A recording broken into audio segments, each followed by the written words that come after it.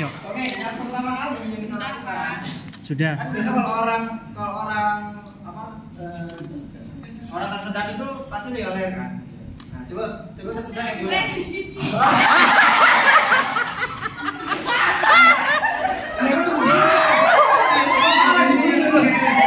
Nah, kalau tersedak lah. Memang satu biasanya megang leher gini kan.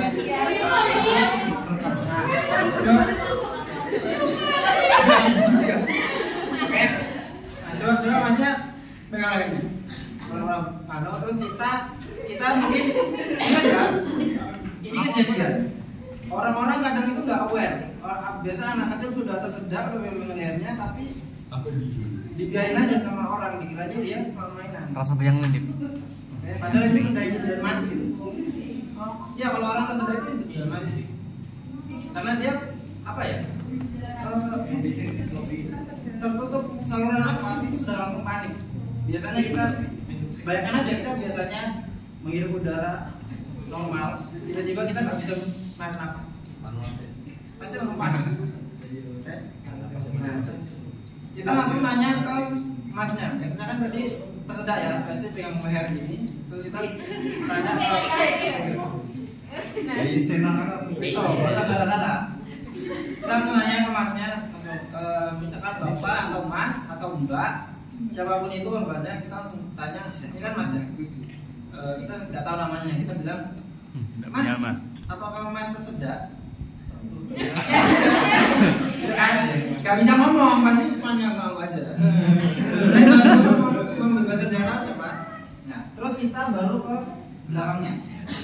Ingat ya, kita taruh tangannya jangan sampai waktu ujian teman-teman ada yang sampai mungkin lupa atau memang nggak tahu atau memang taruh tangannya cuma gini toh.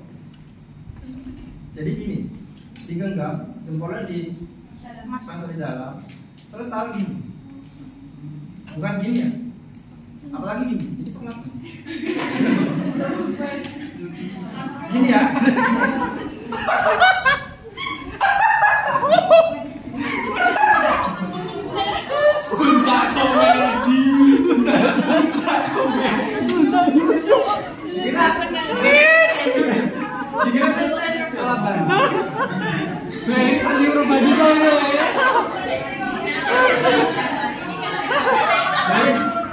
Jadi taruh tangannya gini ya.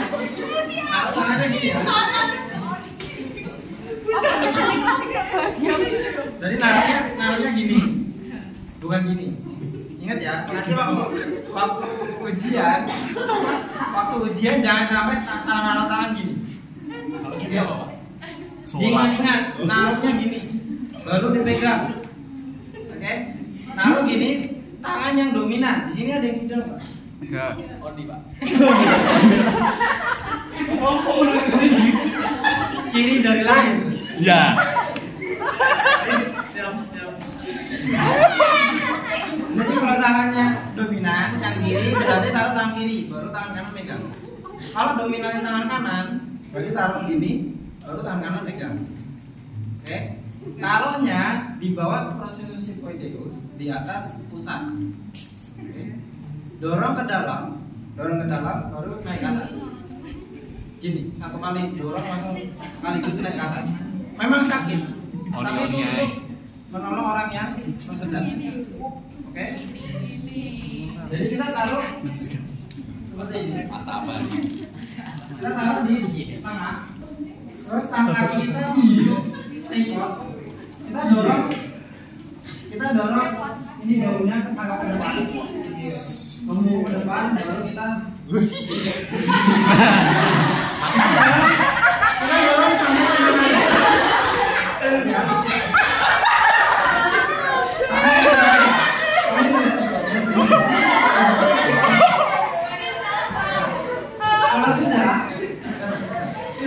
kalau sudah biasanya nanti dia akan keluar makanannya, entah itu makanan atau apa yang tersumbat, dia akan terdorong oleh aliran udara yang kita sentakan dari diafragma.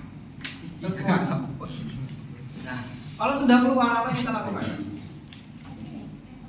Ingat ya, sebelum kita apa namanya, setelah kita validasi kalau dia benar tersedak, kita tanya tadi, terus kita nanya kesediaan, saya bantu untuk melakukan itu, minta tolong sama orang sekitar untuk minta bantuan dulu.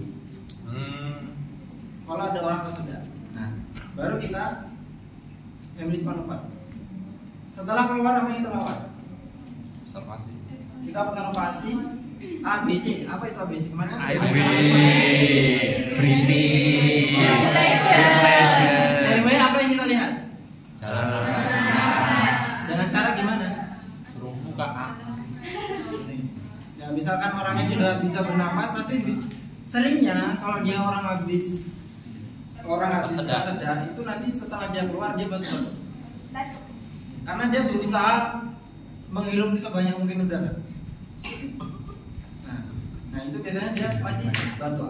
Setelah dia keluar, dia sudah bisa batuk, berarti oh sudah jalan nafasnya sudah lega nih. Kita misalnya oh jalan nafasnya misalkan di ujian langsung bilang aja oh jalan nafasnya sudah lega. Terus kita cek breathingnya apa? Breathing itu gimana? Kita ngecek breathing gimana? Kalau airway kan jalan nafas, kalau breathing Pola nafas. gimana tuh pola nafas? Mungkin. Ya respirasinya, pernapasannya ya. Pernapasannya seperti apa? Apakah dia sudah bisa bernapas dengan normal atau tidak? Oke. Terus sirkulasi gimana? Sirkulasi. Nah, Ya, kita cek karena orangnya sadar, kita cek aja di tangan. Ya. Di radialis. Kita cek, oh nadinya sudah terasa. Kalau sudah, ya udah kita cek bagaimana perasaannya setelah dilakukan. Sudah itu pamit sudah. Nah, kalau orangnya pada saat kita nemu orangnya sudah nggak sadar atau kita lakukan hemlis manuver sudah sampai lebih dari 20 kali masih nggak keluar, kita lakukan terus sampai dia keluar atau dia pingsan.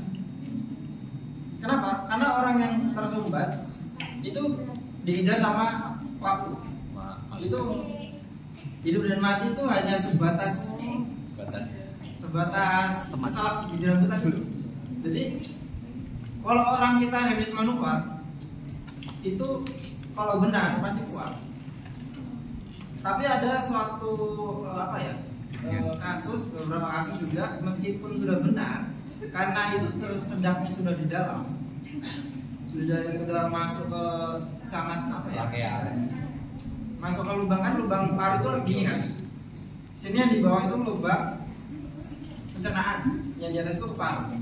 Kalau kita menelan, yang ke atas itu tertutup.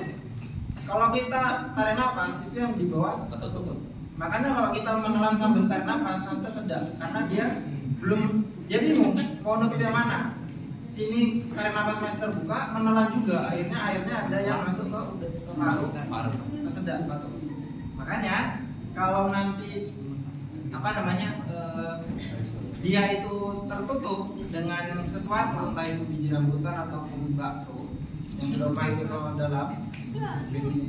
Kalau dia tidak bisa keluar, pasti dia akan pingsan. Nah, apa yang kita lakukan kalau pada saat sudah pingsan?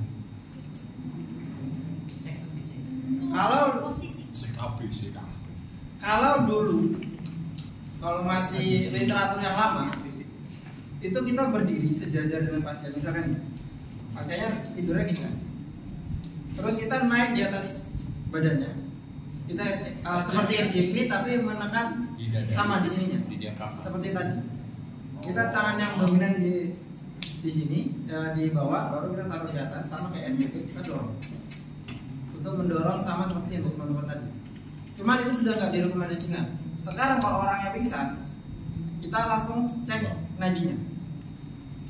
Kalau nggak ada nadi, karena kalau orang yang udah lama nggak suplai oksigen, biasanya nanti jantungnya juga berhenti.